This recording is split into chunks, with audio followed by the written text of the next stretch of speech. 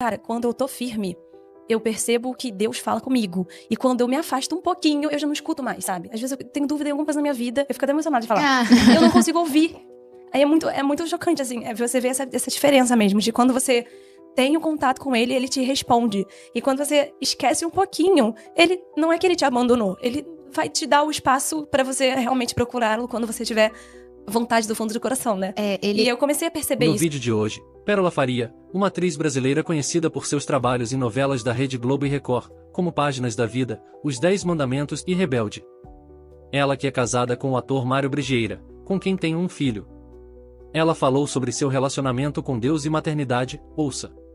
E aí agora, né, que eu falei pra vocês que eu comecei a me envolver mais com a religião, com a igreja mesmo, que o Mário me levou, e eu comecei a querer estudar mais sobre a Bíblia. E eu tô procurando agora um curso, eu vou começar a fazer um estudo bíblico mesmo, porque eu também quero me aprofundar mais na palavra, sabe?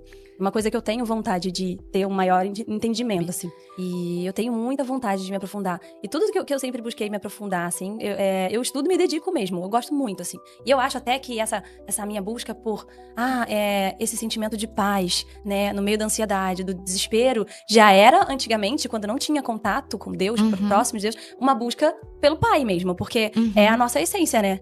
Então, outro dia eu tava até conversando com uma amiga sobre isso, que hoje em dia, ela é cristã e ela cria as filhas dela assim, nossa, as filhas dela são maravilhosas, ela é uma mãe, assim, que eu admiro muito, e ela coloca mesmo essa criação, assim, bem dentro da doutrina da cristã, dentro de casa, e as meninas dela são muito fofas, assim, muito queridas. E ela sempre fala, olha, eu não proíbo nada, né, claro, mas eu apresento pra elas, eu levo a palavra pra dentro de casa, elas estão sempre comigo nos cultos e tal, e eu sempre falo, eu converso com a minha filha, ela tem uma filha adolescente agora, e ela tava falando, a questão do namoro na adolescência, é um assunto polêmico, eu acho. Ai, meu Deus, eu falei que eu não queria polêmica. Mas ela falou sobre isso, eu realmente concordei, sabe, eu vou explicar meu ponto de vista, né. Não tô falando que é errado nem nada. Mas ela falou, dentro do contexto bíblico, porque que não é legal, né? No contexto emocional da coisa mesmo, né? Porque a adolescência hoje começa com 12 anos, né, gente? Exato. 11 anos. Exato. Pra mim, assim, 15 anos eu sempre fui muito tranquila. Aí eu falei pra ela, eu sempre senti em mim uma tendência a ser mais tranquila do que as adolescentes da sua época. Da minha época. Isso com 14, 15, né? Hoje em dia é mais cedo, bem 11, mais 12. cedo. E mesmo assim, eu às vezes fazia de tudo pra me encaixar no meio. Eu via muito o externo. Eu não tenho vontade de sair. Mas eu vou sair porque meus amigos saem, então eu vou ser a trouxa. Não, eu saio. Eu não quero namorar, mas eu vejo minhas amigas namorando, não namorei até hoje, acho que eu vou namorar. E aí, sabe, eu falei, cara, é muito legal você colocar isso para as suas filhas, né? Eu falava pra ela. Porque eu gostaria de ter tido... Claro, eu tive uma ótima criação, né? Vou falar de novo. Mas eu gostaria de ter tido esse entendimento mais nova, sabe? Talvez se eu tivesse desde cedo já tendo mais contato com a religião, com a igreja, se eu tivesse estudado já mais a palavra naquela época, eu teria percebido que eu não era estranha, né? Então, assim, eu namorei jovem até. Tive meu primeiro relacionamento jovem, assim, com 15 anos. E não falo que é errado e nem que eu me arrependo, mas eu teria percebido, acho que talvez não fosse a época, talvez não fosse necessário, sabe? Porque realmente é uma fase que a gente não sabe lidar com as emoções, né? Então ela tende mais a sofrer, a fazer escolhas erradas, né?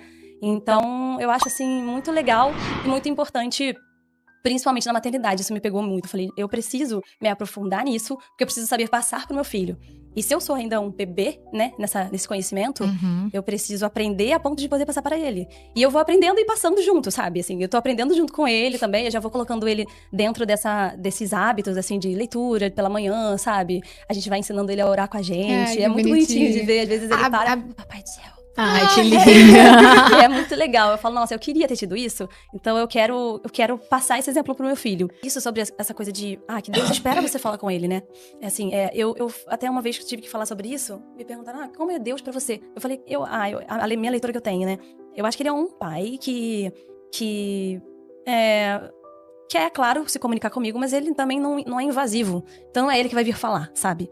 E eu sinto muito isso, assim, às vezes, porque eu, claro, tive que criar um hábito de leitura. Então, muitas vezes eu, tava lendo toda semana, aquela coisa de pegar um devocional pra conseguir aprender a fazer devocional. Aí abandonava no meio do ano, deixa pra lá, já não vou fazer mais.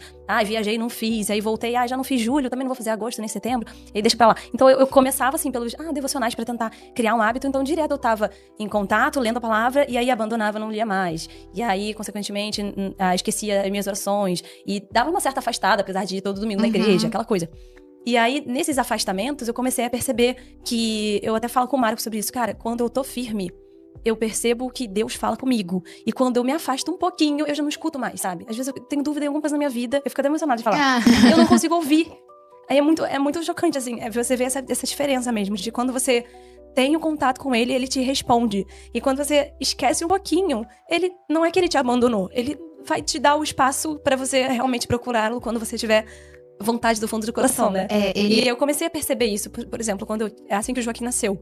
Fiquei tão vidrada naquela coisa de, claro, né, do filho e tal, que toma muito nosso tempo, mas eu, depois de um tempo, falei, nossa, eu esqueci, né, de agradecer todos os dias a bênção que eu tenho aqui e tal, como eu pude abandonar, né, a minha conversa com Deus, e aí comecei a tomar de novo as rédeas da situação e comecei a colocar de novo o devocional na minha vida, mas por um tempo, assim, que o Joaquim nasceu, eu dei uma afastada da leitura, que é muito importante mesmo, e eu percebi essa diferença. Que eu parei de escutar a voz. Às vezes eu queria muito saber se eu tomava uma decisão tal ou tal. Deus, por favor, eu não escutava nada. Era como se eu tivesse, sei lá, ouvindo só a minha voz interna, que tem a ver com o meu emocional, tem um monte de influência, né, dos meus pensamentos. Mas não era Deus, sabe?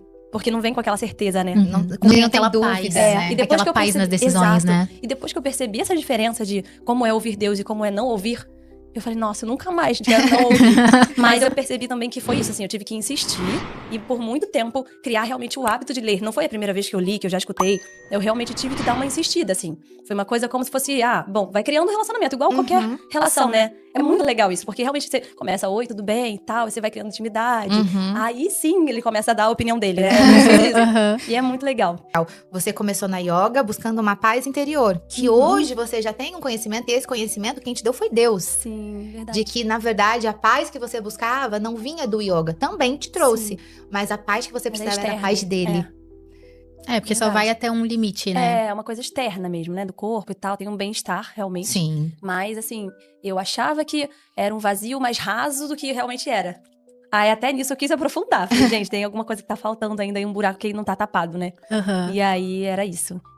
Não, era isso é muito contato. legal. E vai trazendo cura mesmo pra nossa alma, né? Ela ainda conta 10 fatos inéditos da novela em que participou, Os 10 Mandamentos. 10 fatos inéditos sobre os 10 mandamentos. Vocês querem saber? Então vamos lá. De fato, foi a novela mais legal de gravar, no sentido de empatia, de elenco com equipe. Muito de um sucesso de um projeto, eu acredito que se dá pela questão da sintonia da equipe. Isso existia muito. Foi a primeira vez na minha carreira que eu tive amizade com as pessoas do elenco, a gente saía junto depois de gravar, encontrava no final de semana, isso era muito legal.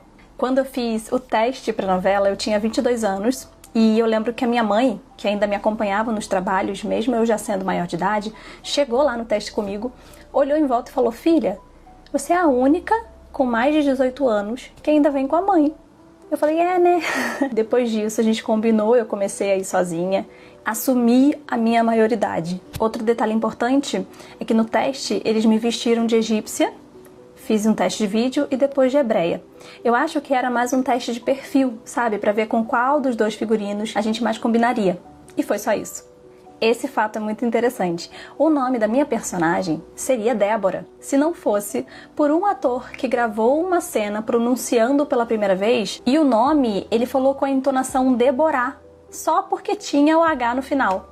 E aí, pra não ter que regravar tudo, acabou ficando assim. Mas eu lembro até hoje que a autora chegou na coletiva de imprensa, olhou pra mim e falou, gente, da onde vocês tiraram Deborah? Vocês nunca viram Débora com H no final que se chama Débora? A gente riu, achou engraçado, enfim, ficou Deborah por causa disso. O casal Desaléu foi parar nos Trending Topics muitas e muitas vezes, só que a rede social não era tão forte na época, e era formado por mim e pelo Igor Cosso, que é um ator incrível, que eu amei compartilhar as cenas e também as risadas dos bastidores, porque quem conhece sabe que o Igor é muito engraçado na vida. A nossa mensagem é que Pérola siga em intimidade, e ouvindo sempre o Senhor, amém?